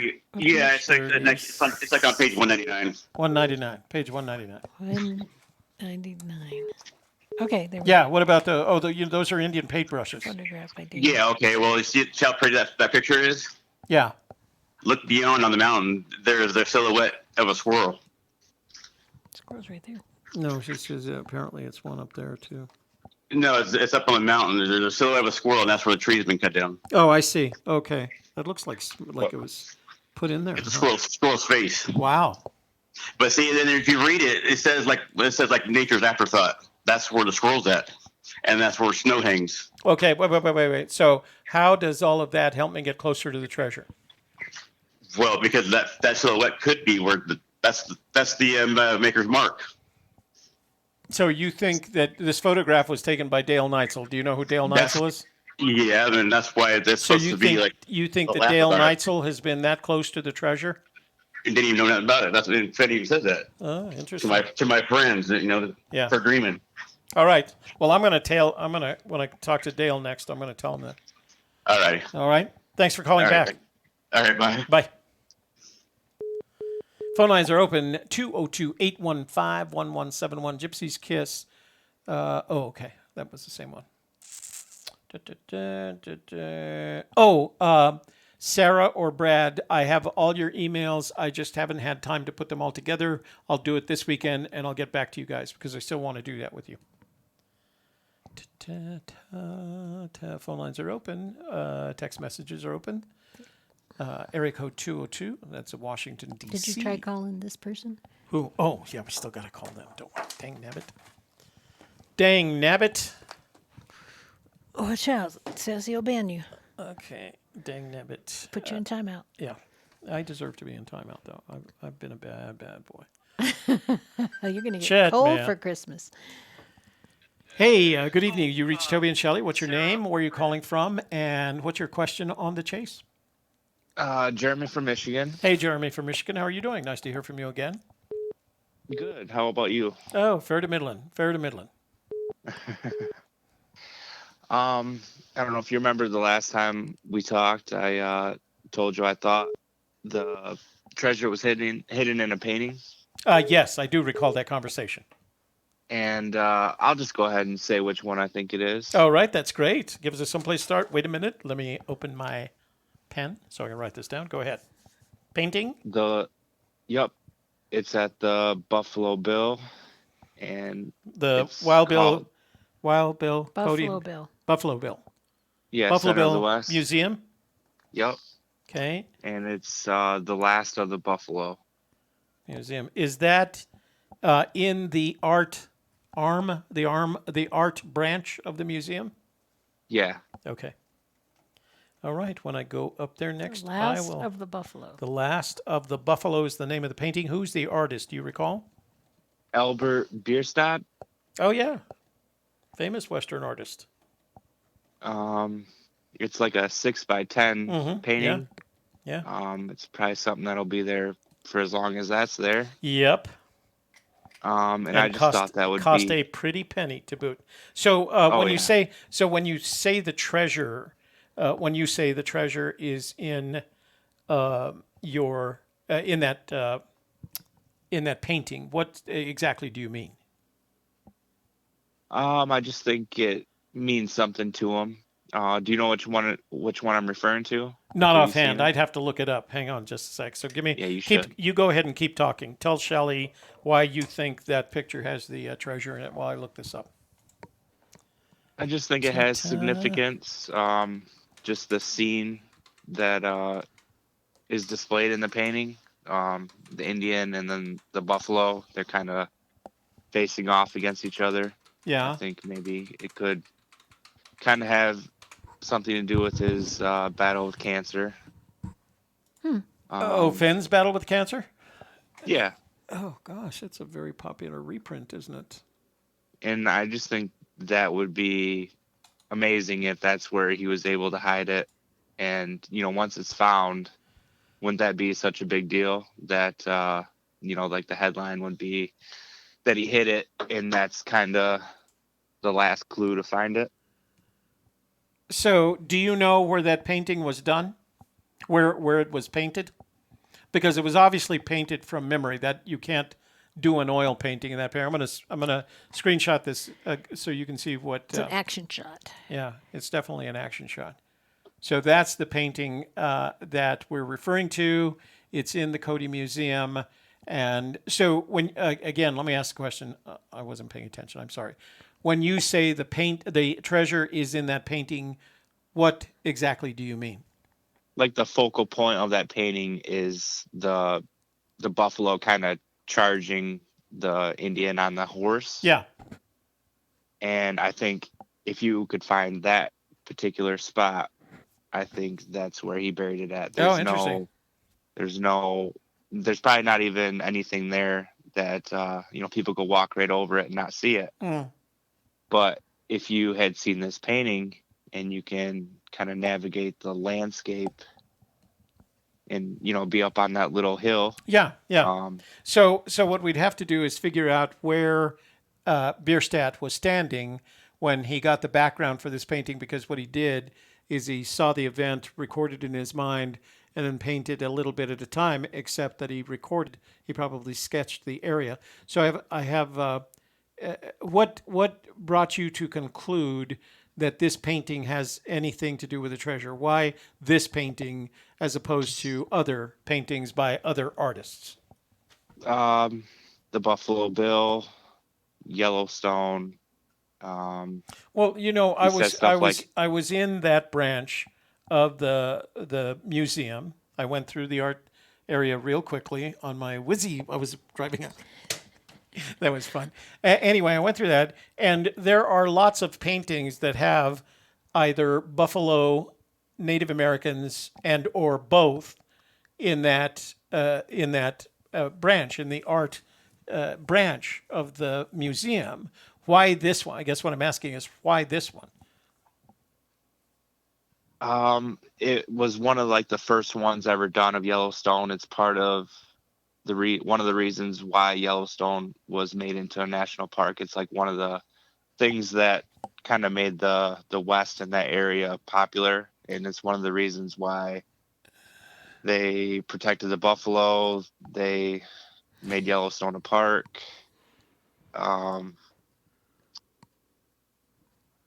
So, what I'm trying to do, I'm trying to find Last of the Buffalo, Bierstadt painted print ready to hang. It doesn't give any background on it. So how do you know? How do you know this is Yellowstone? Well, it says, I've read a few things where it says it's in the Lamar Valley. Oh. And the buffalo, they went through a lot of years where they almost went extinct. They were down to the last comeback. They were down to the last 1,000. Isn't that amazing? Yep. And part of the reason why they even made a comeback is because of a herd that was down in Texas. Right. Okay. Well, we're getting off track here. Let's not be talking about buffalo. We're talking about Fenn Treasure. Tell me what I need to know about this painting that will help me find the treasure. Well, it kind of led me to that, but I feel like there's a lot of stuff in the book that kind of refers to Buffalo. His wife led the charge. Mm-hmm. How he felt about the buffalo when they killed Cody. Yeah. All right. Well, that's fair. Well, one of our moderators is saying the Wind River Range is the alleged location. I'm assuming she means of the painting. One of our other moderators says the decision to make Yellowstone a park was in the 1870s. So we got some things to work on. It was painted in 1888 too, which was 100 years before Forrest got cancer. But it was all 18 years after Yellowstone was made a park, is the point I think he's trying to make. 18 years after? Mm-hmm. Yeah. Oh, well, I guess I have that wrong. No, you know what you need to do? The advantage is you said it live and in the room, and a number of people who have done this research already have helped you. It's not that you had it wrong. There is no wrong in this. The only wrong is not looking for the treasure. That's wrong. And Just like the little things too. Like it looks like there's like foxes running in the background. Birds in the sky, Yeah, that type yeah. of thing. It's Yeah. a meadow down by the river bottoms. Oh, I can see some antelope over here on that side. That was before they had heard of them. There's some elk in the background. I mean, he managed to get a lot of the wildlife for the period. I mean, you don't see herd of. I've never seen a herd of more than 2 antelope at once in my lifetime, but there were times where the herds of antelope were just as big as the herds of bison. Elk I've seen. A herd of 1,000 travel through northern New Mexico. All right, sir. Jeremy, thanks for calling back. I appreciate it. Can I say one more thing? Sure. The book title is The Thrill of the Chase. Mhm. It could be the same for the painting too, Oh, I see what you're saying. Yeah, you could call that The Thrill of the Chase, couldn't you? Mm-hmm. Very nice. Very thoughtful. All right. Thanks for your time. My pleasure. You have a good evening. Thanks for calling. You too. Bye. Bye. I'm saying bye like Shelley. He's not actually chasing the buffalo. He's already there. He's already there, and he's under attack by a buffalo with the only way a buffalo knows how to attack with those 2 little tiny horns of his, and they just knock you over. He's playing Tip the Appaloosa. It's a beautiful horse. I saw something, but now I forget what it was. Anyway, beautiful painting, guys. If you haven't been to the Cody Museum and you find yourself up in that area, do yourself a favor and go to the Cody Museum. All right, let me call this guy back. Oh, let me go back to full screen. And Albert Bierstadt was a highly regarded Western period painter. So if you look at his other stuff, take a look at it. Lake Charles. Hey, it's Toby and Shelley. Are you calling back? Yeah, I'm about to put you guys on my speed dial. I had one question for you guys. Okay. If this last name is Fenn, why is his father's grandparents' last name Davis? Why is his father's grandparents' last name Davis? Might have been the grandparents on the mother's side of his father. That wouldn't be his grandfather then. No. So I had 2 grandfathers. One was Younis, and the other was Delgado. No, I mean I get that, but I mean, why? It always follows the man. Then why would he advertise that side? Oh, I don't. Maybe he felt better. I mean, when I talk, No, I mentioned the Delgados only because I can trace their history back to the late 1600s. When I try to trace the Eunices, I go back to 1932, which is the point at which the Arabic countries started keeping birth and death records. So he might have a reason. I mean, there might be a reason there. Yeah, because the last page has a lot different name, and I was wondering why that picture had a different name. Oh, I don't know the answer. You can't find that nowhere though. All right. All right. Well, call us back when you get an answer to that question. Phone lines are open. Oh, wait, no, I got to call this guy. Someday. Let me see if I can get it. Let me see if I can get it out before somebody else calls.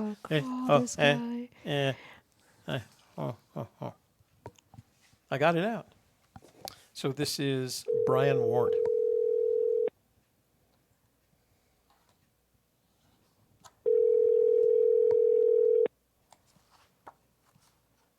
Oh, we got to make noise when this is happening. Otherwise, something bad might happen monetization. to us. No, I think they've We're got going to to keep lose it talking tonight like for that. sure, somehow or another. Well, we already played Santa Baby, so the likelihood. So everybody said he was mad when Cody Please leave your shot. message for... Okay. All right, so he's not at home. It made me really mad, see? So, he was mad about Buffalo, too. Oh, with Cody? Yeah. With Cody the Buffalo? Yeah. Phone lines are open. We tried to reach out to Brian. Brian, we tried to call you, but we got your voicemail. So that's wait till Friday, said in the and chat room. we'll try again on Friday. And if not, just call us on Friday. Brian, we'd be happy to talk to you, but we like talking live. So and Toby didn't cut off anybody. It was a message. Buffalo. What about Buffalo? He was mad about Cody the Buffalo. Yeah. And he was mad about the newspaper, the amount of paper. So, Buffalo, New York That's where it is. Ah.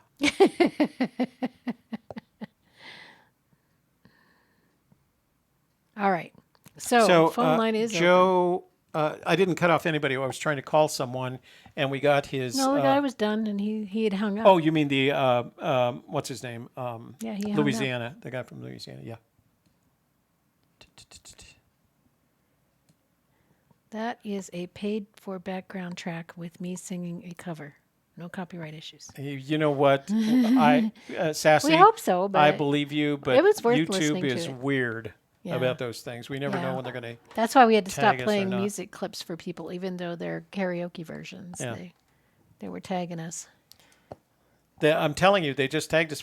They just tagged us for a rap song that has a ringing phone in it. Yeah, I mean that's The why we have to Atlantic talk over Records. the ringing phone because. Somebody from Albuquerque. Hey, you've reached Toby and Shelley. What's your name? Where are you calling from? And what's your question? Hello? Hello? Hello? Hi. Yeah, who's this? It's Toby. Who's this? Oh, I got the right number. I thought I had the wrong number, Toby. Okay, well, let's go. Let me- What's your name? My name is Rio Grande Joe. Rio Grande. New- What did Joe- you say? Rio Grande Joe. Joe. Yeah. Hi, Rio Grande. And From New Mexico. yeah, Let me lower this thing down so that's I can nice hear the way you made that rhyme. you. Yeah, there's lots of Joe, so Oh, okay. my so that's a good way to remember it. Yeah, good one. So, what do you have to say about the treasure hunt? Oh, I was the one that asked you about where warm waters halt. Oh, you mean the text message? Yes. Oh, tell me what I'd have to go back. I read a number of them. Yeah. What were you saying about where warm waters halt? Well, if you keep it simple, I think it'll halt wherever it's frozen. And also wherever it's not running down a river or a creek. Wouldn't you say that's right? Well, no. If you want me, hey, I'm a searcher. I don't agree with anybody. No. Well, But how many that's what I was searchers do you thinking. know? Do you agree? Well, I'll tell you what. I'll agree with you if you agree that warm waters in the New Mexico fishing regulations is correct. Yes, that's correct. Okay, I've heard you say that before. And that's how I feel And, about yours. Yours is correct as well. But mine can reach all the way up to all the states up north. Well, that's good because that gives you options, right? Right. It doesn't have to Right. be like me. I'm stuck in New Mexico. Yeah, and I believe it's here in New Mexico also. Oh, but you do have options for other states.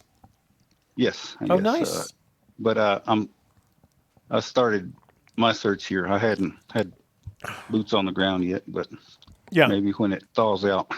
So have you got a place in New Mexico that you'd like to do your first boots on the ground? Yeah. Not all the way up north, maybe in mid Taos area. Oh, Taos area is nice, but you know that Taos is not in the Rocky Mountains, right? Right. Okay, so you're going to have to go into the Rocky Mountains either east or west. Right. Yeah, that'll be the drive. All right. So and you don't have to tell me exactly which, but are you going to drive east from Taos or west from Taos? Probably a little northeast. Northeast. Good choice. I think you're on the right track. And like he said, started at where warm waters halt. Mm-hmm. But before you do that, you'd have to know where the home of Brown is. Wait. How can you start, if you got to start the point at which warm waters halt is, why do you have to know the home of Brown? So you can have the right warm waters halt. Oh, I see what you're saying. So Because you're working there's it so many- backwards. Yes. You're gonna. Do you have you already got a good blaze then? If you've got where warm waters halt, have you gotten all Yes. in your head? So you did the opposite of what he told us to do. You started backwards. You got the blaze, then you got. I can't do this in my head. Do you have the? Oh, I can't go backwards. Yeah, that's. I don't have the book, so I've got the poem, and that's what I'm going by. So you got your just as an example, you got your home of Brown, and you worked backwards to where warm waters halt. Yeah, and all right, let me work backwards with you. Here, hang on. I've got the poem right in front of me, so let's work backwards. Okay. So you know where the blaze is. Right. And then you went backwards to heavy loads and water high. Right. Is that one location or two, heavy loads and waters high? In your theory, you don't have to tell me what it is, but is that in my theory, it's where he says too far to walk. Wait. Let's go. But let's stick with heavy loads and water high. Okay, is that one spot on a map or two? It's a one spot. Oh, good. The paddle up your creek, is that one creek, one location? Yes. Oh, cool. Once you find the warm water salt, yeah, everything will be. Well, let me work backward. I like this whole thing of you working backwards. So when he says the end is ever drawing nigh, what did that tell you to do? Right. And that's where I had to figure out who he was. Yeah. And where he come from. Uh-huh. And it all fit into plan. Oh, nice. So do you have a good sense of where No Place for the Meek is? Oh, yes. And you said you have Homer Brown. Right. Help me with this one. This is the one that I don't get. What does he mean by not far but too far to walk? Okay. What's he carrying? He's carrying a 22-pound backpack. Right. Right. So he told you to start it at warm water salt. Mm-hmm. And like you said, it's too far to walk is 10 miles or less, a little bit less. Yeah. That would be too heavy of a load to walk that far. Oh, absolutely. People don't realize it, especially so at that's altitude. what he means. Oh, okay. Yeah. I get it. Okay. So I think all your clues and hints are all in one area. Yeah, we agree. So let me ask you this. I'm just getting to see if you agree with me or not. Okay. What's your distance? What's your as the crow fly distance, your direct distance between the first clue and the ninth clue?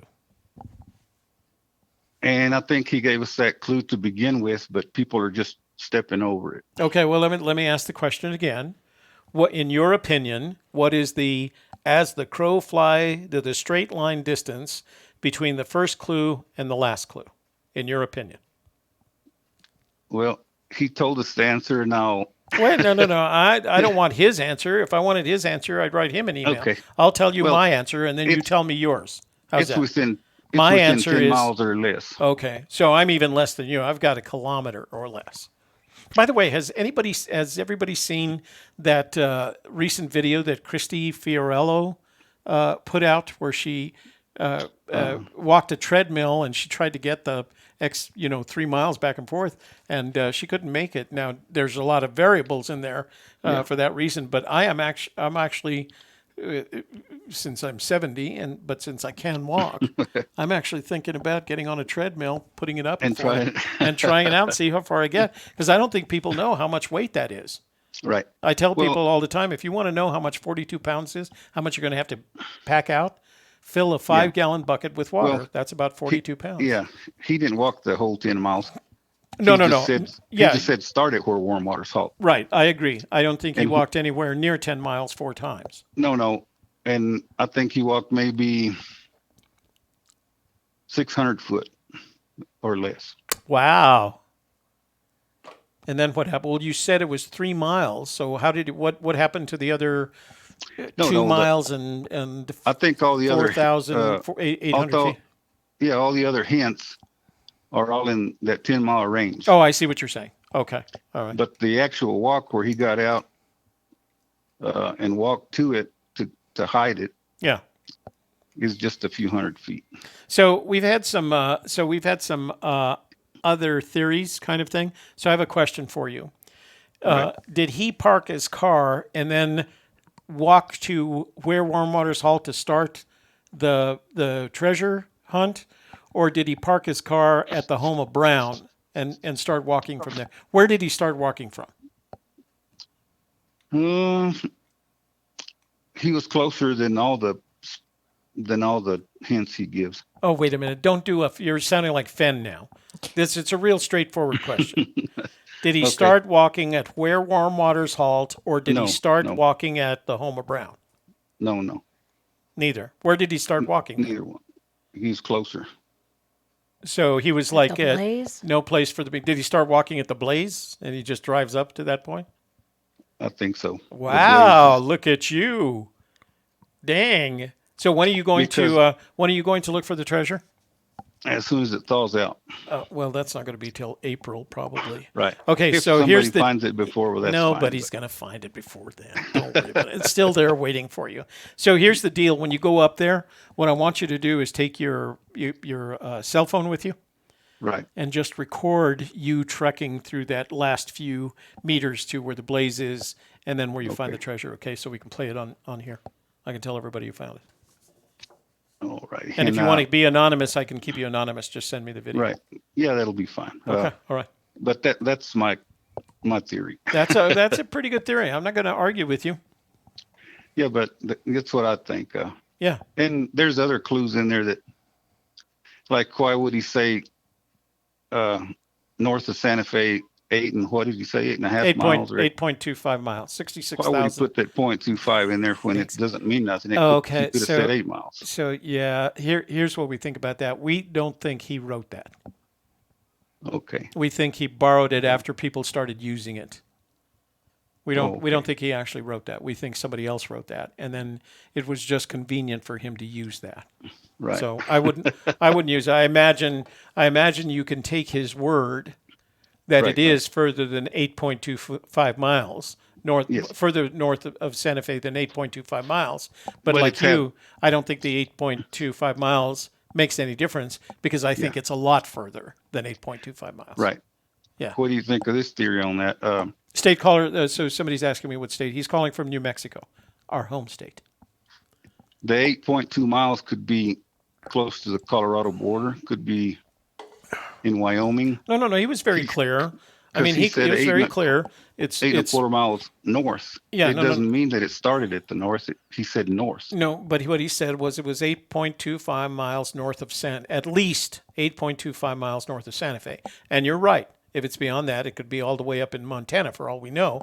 But the point is, don't look within a radius of 270 to 90 degrees. That's 8.25 miles from Santa Fe. And then you have to decide whether it's the border of Santa Fe, the center of Santa Fe. There's a dozen different definitions of the location of Santa Fe. So don't even worry. That's so it's one of those non-clues. It's just don't waste your time. Don't even worry about 8.25. Yeah. It's a non-clue. Yeah. It doesn't help you get. Yeah. It doesn't help you get any closer to the treasure. I can almost guarantee you that.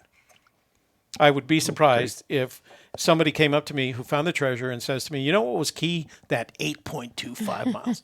That ain't going to happen. It's not going to happen." Right? Okay. Don't worry about the 8.25 miles. You take whatever theory you have right now, head up there at the end of April, and take some pictures. Send me the pictures back of you finding the treasure. Yes. Right. Yeah, I've got a good spot thought out, but since it's thought out. It's thought out already. Yeah, I mean for the boots on the ground. It's just so it's not covered with snow. It is right now. Well, you said it was thought out. Thought. No. Thought like my thinking. Oh, I see. I've thought about it. I was just teasing. I knew what you were saying. But right now you can't see some of the clues are covered in snow right now. You can't see them. Yeah. No, so, I was just teasing you. I knew what you were saying. Everything's ablaze right now. It's all white. All right, Rio Grande Joe. We look forward to hearing from you once that treasure is found. All righty. We'll do the interview even. You take the pictures, I'll do the interview. How's that? We'll do it. All right. That sounds like fun. All right. Thank y'all. Good luck. Bye-bye.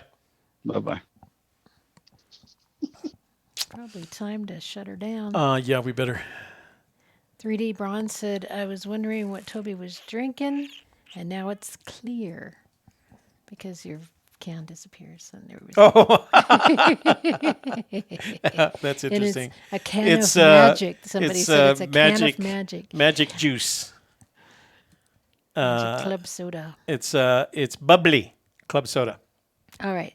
So hang up the phone and then tell them why we don't think Fenn wrote the 8.25, because they're all saying, oh, no, it was because it was about links, and that wasn't it. So the whole story comes from a blog post that was made on Richard Saunier's blog, Mountain... Oh, now I got to look it up. You can find the original blog post on Richard Saunier's blog. Richard Saunier was and it looks like Saunier, but it's French. He was a New Mexican I thought he was from Arizona. He is now. He moved to Arizona after he injured his leg. So you can go to, let's see if I can find it in here. These are all Mountain Walk. Mountainwalk.org was Richard Saulnier's blog. Here, I'll show it to you. So that's Richard Saulnier's blog, okay?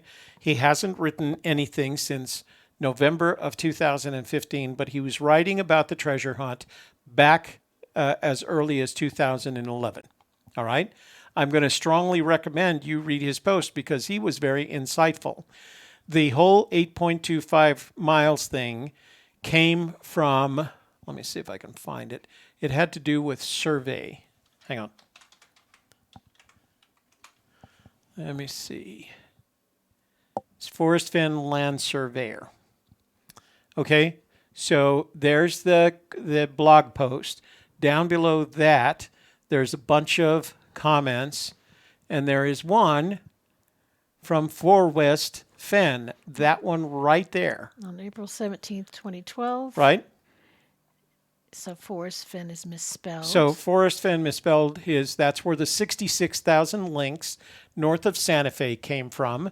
And if you look at that, if you read that carefully, you will rapidly conclude that was not written by the Forrest Fenn that you and I know, and that Forrest would never have misspelled his first name. And if it was a typo, he would have gone back and fixed it, not left it forever. Right. Since his first name is most important to him, since his name is one of the most important things a man can own.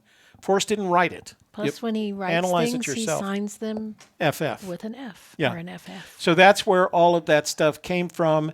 There was no response. As you can see, there's a lot of conversation about it from a lot of people. And Forrest, the guy that wrote the post, never responded to any of them. So that's all on Saulnier's blog, and I'm going to strongly recommend that you read all. He's got several years' worth of material up there.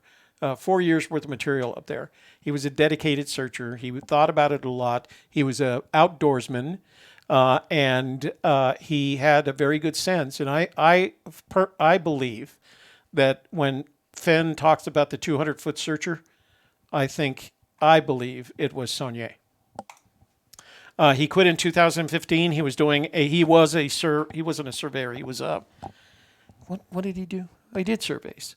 But he was standing on the edge of a cliff, and or it wasn't actually a cliff. It was a steep slope, and the ground beneath him gave away, and he slid down the slope. In the process, he did a lot of damage, including breaking his leg in several locations. And after that, he retired. The last time I heard him, we can ask Cynthia. Cynthia kind of keep track of him. The last time I heard, he was living in Arizona. If you haven't read Saulnier's blog, I was going to say you can't call yourself a searcher, but I won't say that. Do yourself a favor and read Saulnier's blog. And that's why we believe Fenn never wrote the story.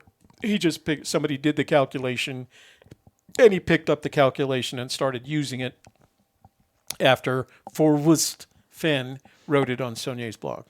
See, stick with us, guys. You will get more information by hanging out with us than any place else. We'll give you all. We share everything. That's right. Right? We share right. everything. So, we'll even read to you from the book sometimes. We'll read to you from the book sometimes. This is the kind of things that you find on if you were in our member vault, we have these kinds of conversations. We read to you from the book every time. Our member vault guys get all this stuff. That's right. Okay, so number one, watch us Friday afternoon at 3 o'clock for the World Sand Project. We have on the World Sand Project next Friday, this coming Friday, the most beautiful specimen I have seen thus far. It looks like a specimen that contains nothing but gemstones, rubies, diamonds, emerald. It's amazing. At 4 o'clock, you'll get the softer side. What are we talking about on the softer side? We have a guest. Yeah, with Jessica Yarbrough. She's a coach, a business coach, business strategist. So if you or anybody you know has a small business or is an entrepreneur, a coach, a course creator, I highly recommend that you tune in that day with us live. She'll be answering questions, talking about business coaching, and it's going to be very educational. So that's the softerside.live, Friday at 4 o'clock. And looking forward to that. And we'll be on again at 7 o'clock. Let me address. So DB Cooper, the 66,000 doesn't mean anything because it wasn't written by Forrest Fenn. Somebody made that up. Somebody that isn't Forrest Fenn had that conversation. It has nothing to do with search. And Charles, the same thing. I thought Forrest Fenn said it, but someone translated. No, somebody said it, somebody translated it, and Forrest Fenn used it. I'm sharing all our secrets. So, Christy, maybe you want to ask Forrest Fenn if he wrote that and share that with us. Okay, so comment on this video for the next drawing, and the next drawing is what was I giving away? The Yellowstone package. It's over there. Let me show you. We're calling this the Yellowstone package. Christmas in Yellowstone. Christmas in Yellowstone. So next week, our giveaway, and you have to make a comment on this video to win or to be considered to be in the drawing, is the Yellowstone National Park silver commemorative coin. It's not real silver. It's silver plated. The original Yellowstone National Geographic map with chroma key. The photographing Yellowstone handbook that I was going to use before I decided Forrest messed up my theory in Yellowstone. And last but not least, by Gustav W. Verderber. Oh, yeah. Verderber. Yeah. It's just cool for the pictures. And then last but not least, you will get the National Geographic May 2016 issue where they cover Yellowstone in detail as stolen from the Veterans Hospital in Albuquerque. We took this all the way to Yellowstone with us. We did take it back. Kevin was in the back. Kevin was in the back reading it. And we'll be happy to sign the magazine as well. And Nemo, you won tonight's prize. Nemo won. Make sure that you, let me see if he hasn't sent us an email already. Mini chest from 3D Bronze, the keychain from the Florissant Fossil Beds National Monument. That's what I was going to say. And this handy dandy piece of slate with we treat this with respect. Trilobites in it. This is a piece of slate with ammonites in it that are at least 65 million and as much as 251 million years old. That's really, really old. So, a piece of paleontological history. Indeed. Oh, and that came from the Wyoming Dinosaur Museum where we visited.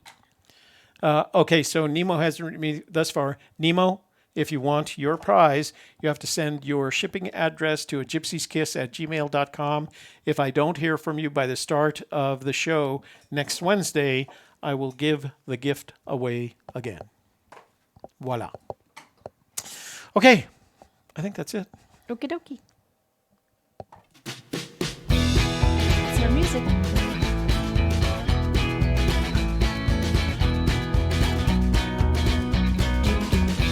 Gerbil dance.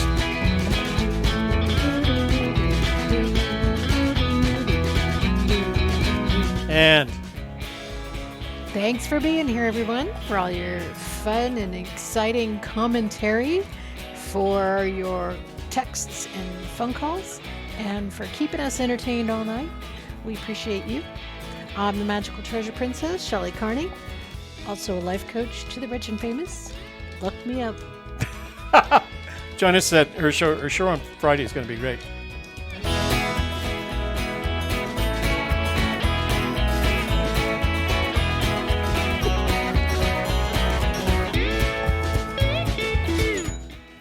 I think 3D Bronze is making a point there. Second oldest fossil in the room. Me being the oldest. I don't know. Yeah. Maybe. I don't know. Hold that fossil up. That's an amazing. I'm having a hard time letting go of this, by the way.